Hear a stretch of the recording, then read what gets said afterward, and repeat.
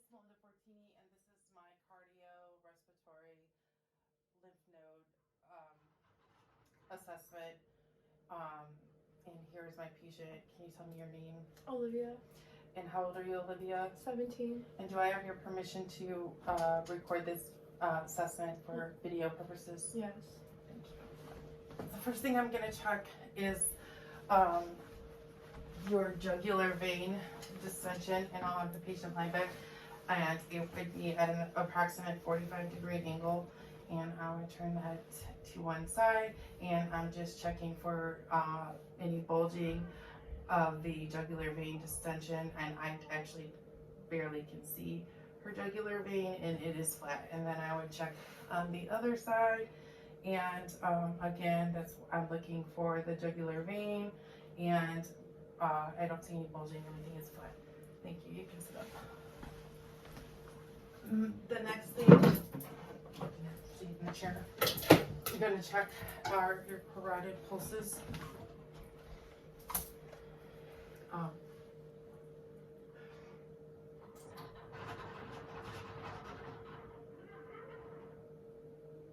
And then I would check on both sides. And I'm just checking for good blood flow. Then we're going to listen for bruise, and I shouldn't hear any bruise, which would be a swishing sound on the carotid pulses, and I'm using the bell of my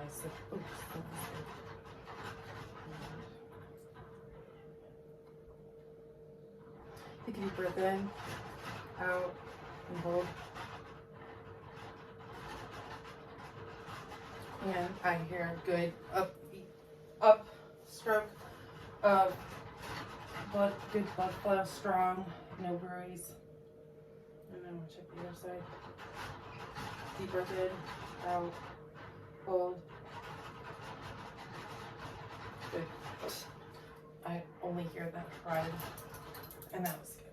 Okay. So now we're going to check hold on, your lymph nodes.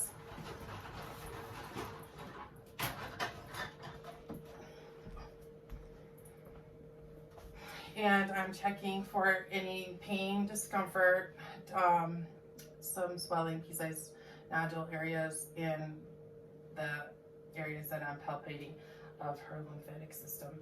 And Olivia, you'll tell me if you have any pain or discomfort. Mm-hmm. So here is the preauricular area, and then the post-auricular area, tonsil area, submandibular area right under the jawbone, and your submantle area right under your chin, your anterior cervical chain area. Everything is palpating within normal limits. Your posterior cervical chain area, and your occipital just below the skull line is good, and then your parotid gland area. And I did not note any abnormalities there. And then if you just face the camera, I'm going to palpate the frontal sinuses, which is just above the eyebrow, and I'm going to to make sure if any issues. I'm going to just go right below the brow line, push in and up, and you notice any pain. And push in and up, and no pain, Olivia. And then here is your maxillary sinuses, and I will push in the cheek and up, and you noticing pain or discomfort. And again on the other side, I push in and up, and there are no issues. Then we go to assessing the hypothyroid or the thyroid gland. Okay, our video had stopped during the thyroid test, so I'm palpating for her thyroid, and I would have her tilt her head a little forward a little bit, just a little, and then to the right, and then I would have her swallow. And I don't feel any bulging or fanning out. So you're good. Thank you. So now we'll just move on to the respiratory status. You could say. And for the respiratory, I'm checking for her respiration rate and rhythm is good, within normal limits. I don't see her using any accessory muscles to breathe. No, she's sitting in a good posture, which is demonstrating good air exchange and not struggling to breathe. But I didn't ask you a couple questions, Olivia. Do you have any issues with shortness of breath or coughing? No. Are you a smoker? No. Have you ever smoked? No. Do you vape or No. use e-cigarettes? So then the next thing I'm going to check for is I need you to do your back towards, like, cross your legs over this way. I can just do like this. And you're gonna have to like. Can you just put your legs over? Oh.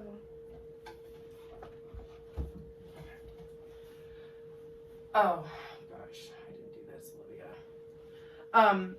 I'm gonna check for pallor, cyanosis, which I don't see any, which would show decreased oxygenation in the bloodstream. I would check our hands or fingers to make sure that they have good contour and no clubbing out of there, and no cyanosis. I would check capillary refill for good blood flow. Her hands are warm. I would do both extremities. Checking the lips for any blueness, pallor areas, and none has been noted. So then the first thing I'm going to check for is crepitus, which is air exchange, air that is trapped in spaces of your lungs, and I'm listening for crackling sounds and popping sounds, which I don't feel any crepitus. Then I'm going to check for tactile firmitis, which is vibration sound in her lungs when she's speaking, that her voice sound is vibrating off with her lung, with her breathing pattern, and I'm looking for the good vibration to be even on each side, to make sure that there's no buildup of fluid or decreased air exchange. And I'll have you say 99. 99. 99. 99. 99. Cross your hands up so your shoulders span out. 99. 99. 99. 99. And I would do this evenly all down. 99. And she has good vibration.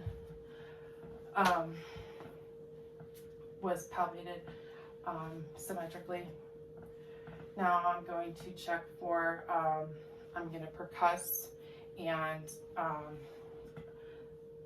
hopefully not recognize any dullness sound, which could indicate that there is fluid in the lungs again with decreased air exchange. And I will do this in between the intercostal spaces. Cross your arms, because it feels out your muscles or your shoulders. So so I start at the apex of the lungs, and then I just work my way down this side.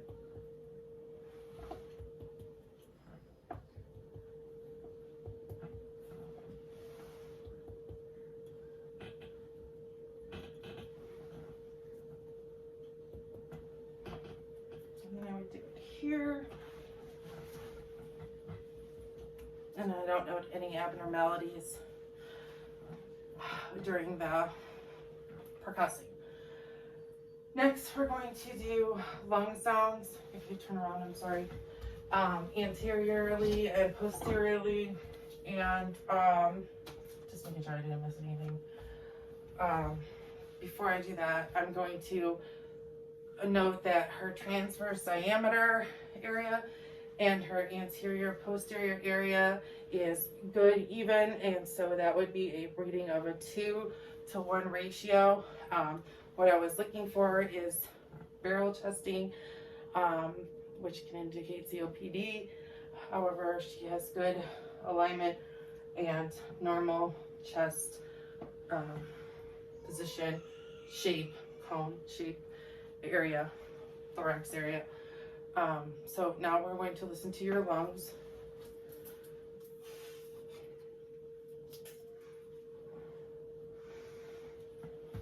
And start up at the top here, and I'll have you take a deep breath in and out, and just breathe normally.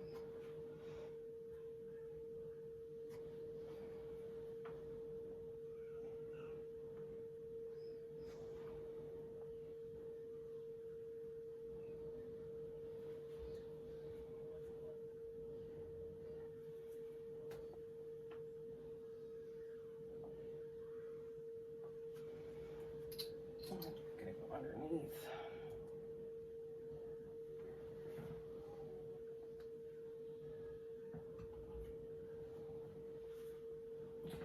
I'll have you stand. And then I'm just gonna lift your arm in. I'm just gonna listen. 3 areas here.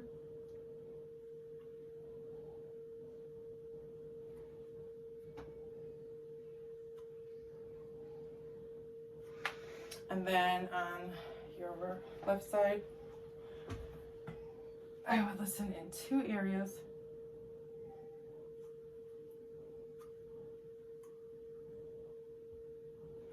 And now you're back. Turn around. And I'm just following the area. I'm going back and forth, comparing each side all the way down. And the sides, cross your arms over so you spin out your chest. And then I start at the apex of the lungs. Deep breath in and out.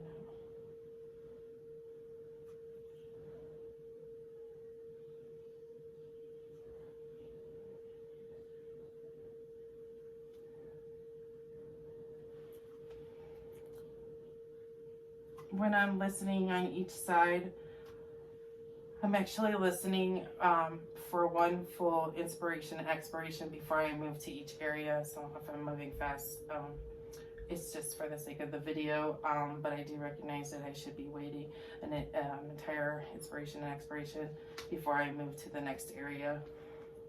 And then I would just work my way down to each area around the scapula bone.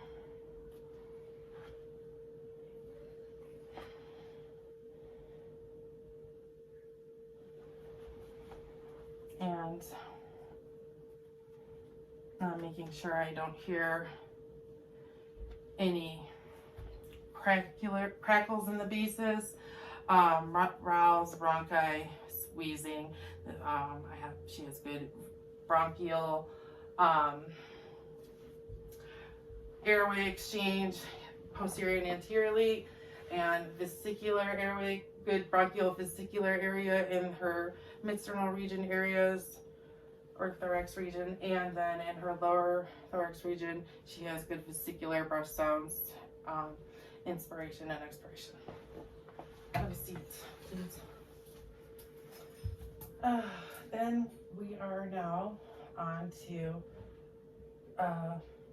cardiac assessment. So, Olivia, do you have any issues with any chest pain, any cardiac issues with your heart that No. you're aware of? No chest pain? No. Okay. All right, stop moving, please. First, I'm gonna check for your radial pulse, which I will be putting my fingers here, the radial pulse, and I will do that for 30 seconds.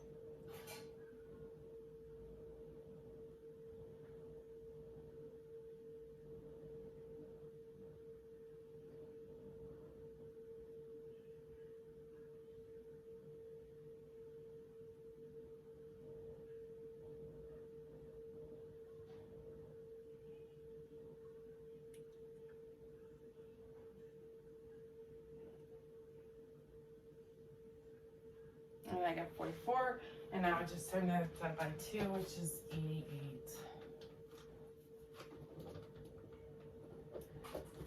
All right, then I will be looking at your precordium area, which is the case area around where your heart is located, and I'm looking for any, I'm palpating for any heaves, which would be some abnormal rising in your chest other than your breathing, like from your heart beating, which I don't feel any. And then I'm just looking to see if I see any pulsations or any abnormal movements, which I do not see.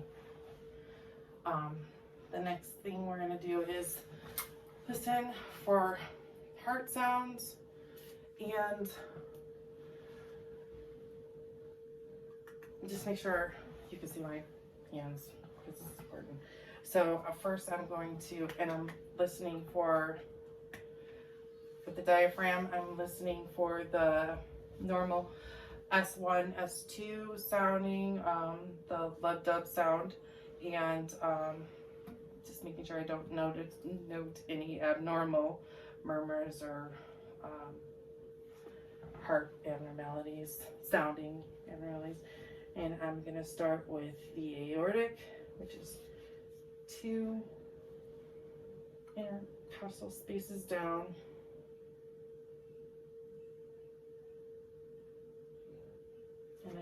And then I will go over to the pulmonic, which is in the same line.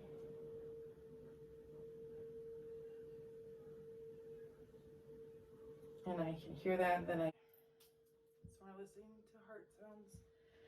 And so down to the second intercostal space, I have the aortic. I'm listening for the lub-dub, which I hear. And then in the same area over past on the other side, I'm going to listen for the pulmonic, which I hear. And then I'm going to go down to the third intercostal space at Erb's point.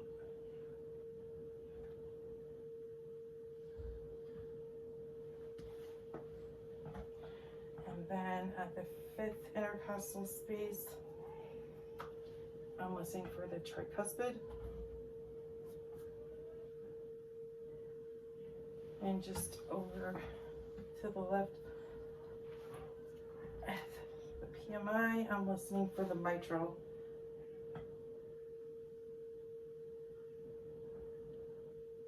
And she has normal S1, S2, no murmurs, abnormal heart sounds noted, and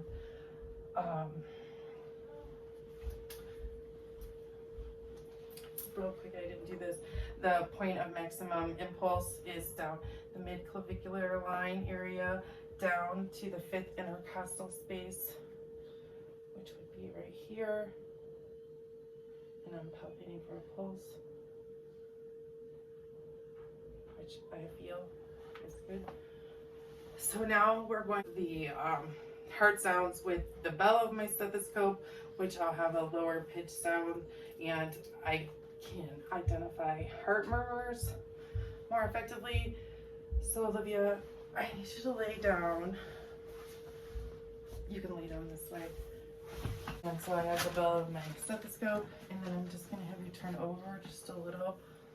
No, your body, just a little. And again, I'm going to go to the, I don't know, can you see? Can you see it though? Make it go straight. There. I don't know, maybe a little bit. Okay. And I'm listening at the aortic.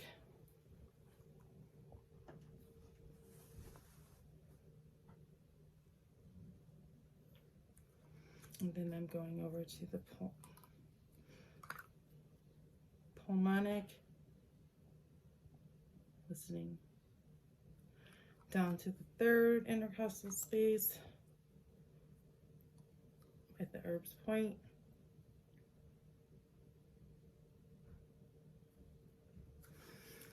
And down to the fifth intercostal space at the tricuspid valve.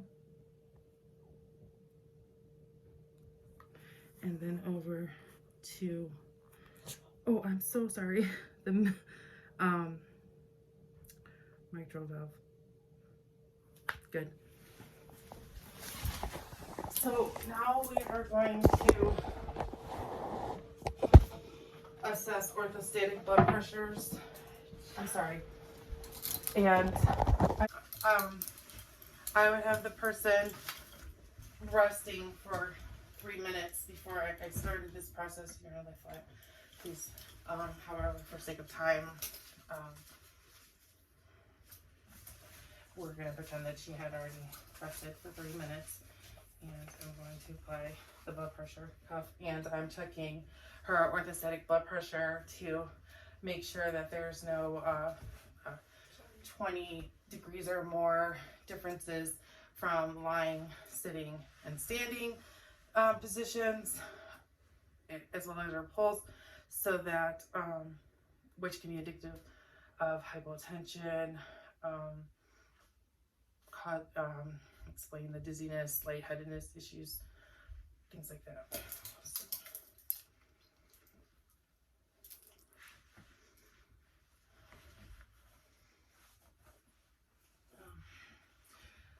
So I would palpate for the brachial pulse. As I feel that, I'm going to pump up until I don't feel, then an extra 20.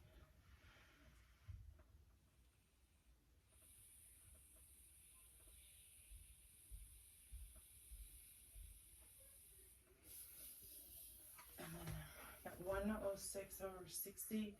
And now I'm going to check pulse. I'm just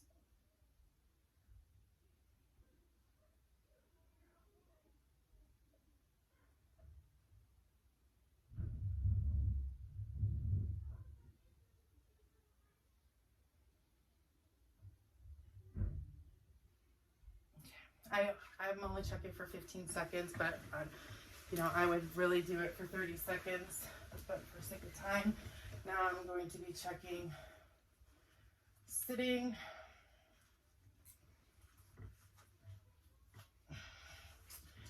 I'm going to palpate your brachial pulse.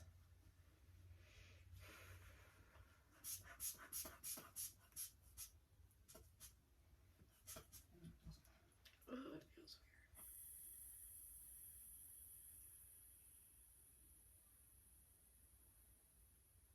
You got 100 over 60.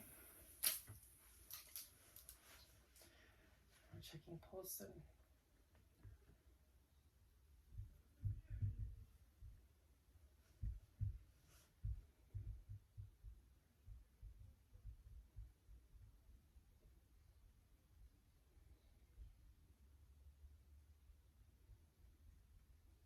and 88. The lying was 86. And now we're going to stand.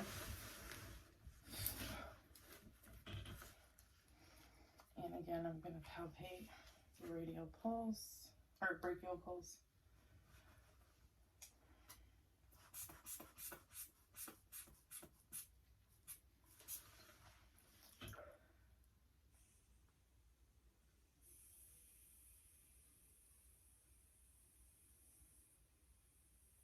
And I got 98 over 58. And then we're going to do your pulse.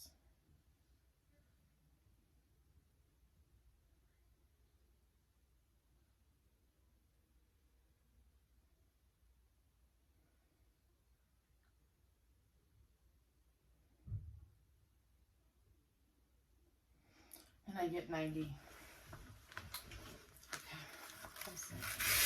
And you didn't have any dizziness or lightheadedness when we did that, right? Yeah.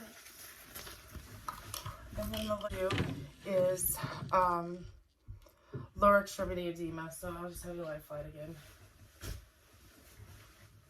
And usually I'd have the patient resting for 5 minutes because obviously someone in a standing position for long periods of time will have possibly some edema. So we want them to rest for a little bit. But I would just check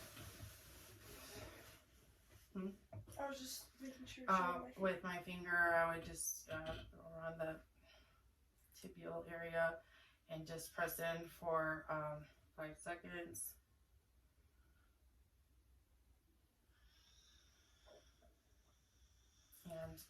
And if skin immediately retracts, I'm gonna check in the pedal area.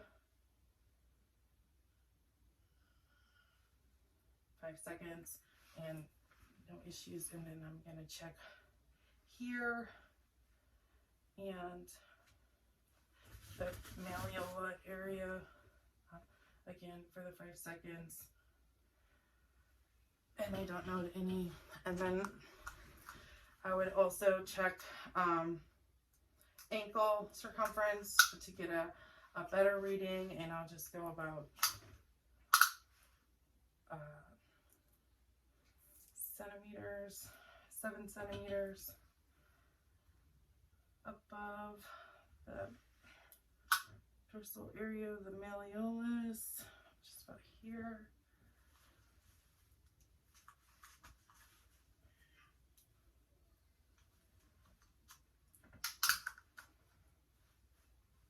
And I get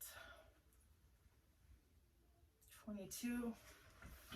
And I would do the same on the other side, which I didn't say that I would also palpate both sides to make sure that there wasn't a unilateral issue with the edema. Again, I would measure 7 centimeters.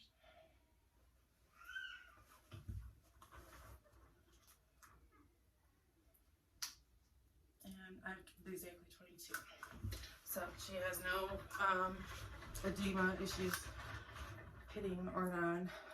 This concludes my cardiorespiratory lymph node assessment. Thank you.